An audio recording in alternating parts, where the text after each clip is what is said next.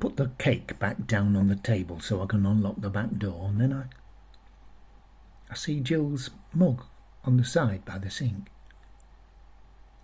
I go and pick it up. It is a pretty mug. It's got roses on, with a little kitten under the rose bush, lifting a paw up to a butterfly. Well, Jill liked it anyway. She doesn't seem to have anything to say.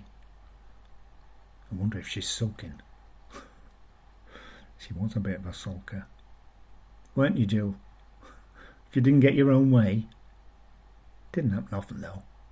Once you'd set your mind to something, that was pretty much it, wasn't it? I go and put the mug back on the mug tree. But then I take it off again and I put it in the kettle cupboard on the top shelf with the other mugs we don't use so often. Well, I don't want to just be giving it out to people willy-nilly. Could be safer in there, I'm thinking. I must clear out those herbal teas too. I'll do it tomorrow, perhaps. Come on, Alec, I tell myself. I realise I'm just stalling. It is a good idea, I know it is. I'm just feeling a little nervous, that's all.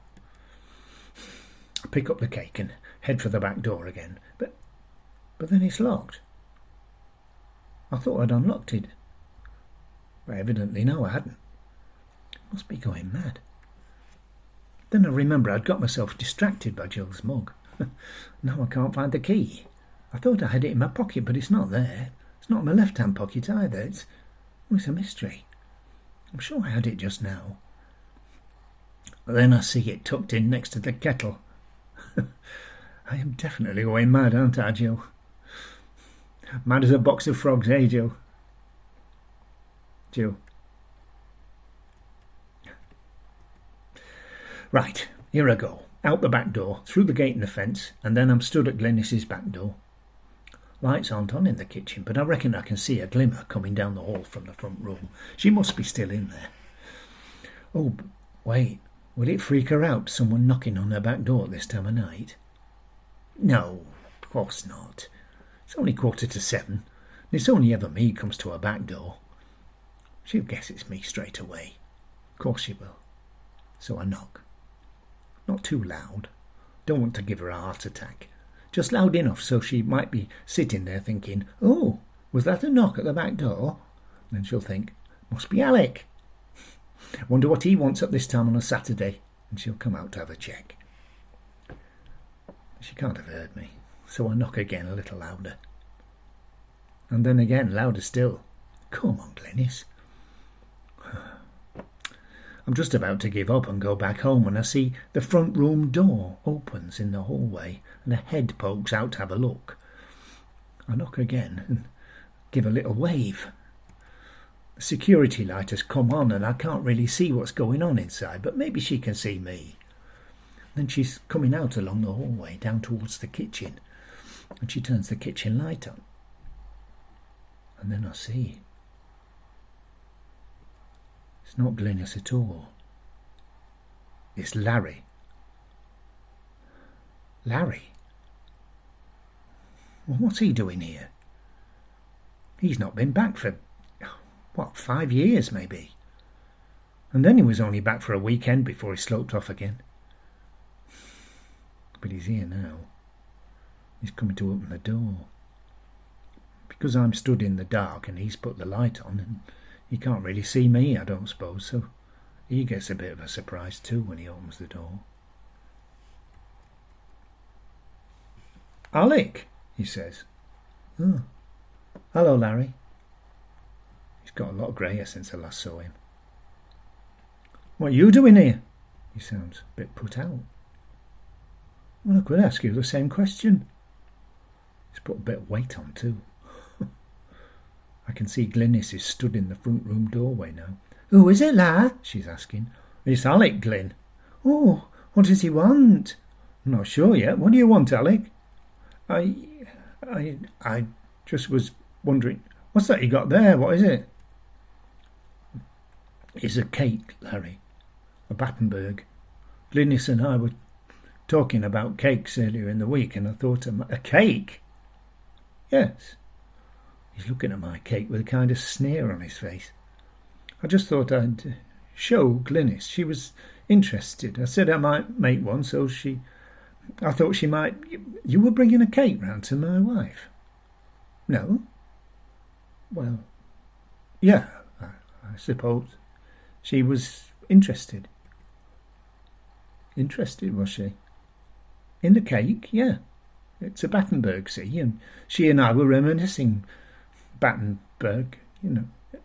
What is it? Says Glynis from the front room door. Is he all right? He's fine, says Larry. Says he's brought you a cake. A cake? Says Glynis. Ooh! And she comes trotting out into the kitchen. Let's have a look then. Larry steps back a little to let her have a look. Oh, Alec, you've made me a Battenberg. Oh, look, that's so clever, isn't it, Larry? What a beautiful cremation. Isn't it a lovely cremation, Larry? Isn't it? Isn't Alec so clever to make a Battenberg? I can feel Larry's not that impressed. He just keeps staring at me. Well, don't make him stand out there, Larry. Come on in, Alec. Let's have a slice of cake. Well, I don't want to interrupt your evening, Glynis. Nonsense, she says. We were only watching Strictly, weren't we, Larry? I think I've still got some Enver cream from Christmas somewhere. We can have a sherry and a slice of homemade Battenberg. Oh, what a treat. She takes the cake stand from me and bustles around the kitchen, opening cupboards. Larry stays by the door, a little bit like he's standing guard. I can tell he doesn't really want me to be there. But I am there. And where's he been for the last 5 years, eh? Go through, says Glynis. I'll bring it in. Do you need a hand, Glynis? I say. No, honestly. Oh, how lovely to have a bit of homemade Battenberg on a Saturday evening with my 2 favourite men. Larry is still looking at me like I've eaten the last of the sausages. You better come in, I suppose, he says through his teeth. Yes, come in, says Glynis as she piles plates on a tray. Here, Larry, go and find the sherry glasses out of the cabinet in the dining room. There's a lamb. Oh, Larry the lamb. I didn't even realise I was saying that. What am I like? He heads off towards the dining room, but it feels like he's glaring at me all the way there, out of the back of his head. Oh, it's so lovely that you brought me a Battenberg, Alec. So lovely. And she drops her voice and waves her hand towards where Larry has gone. But isn't it a surprise? Larry! Such a lovely surprise, Alec, isn't it? If you say so, Glynis. I never expected him to... I never thought he'd... I can hear she's actually getting a little bit choked up. He's full of surprises, isn't he, Glynis? I don't know why, but I give her a little pat on the shoulder. I feel like she could really do with someone to give her a bit of a hug, but... Well, that's never really been me. Never was much of a hugger, was I, Jill?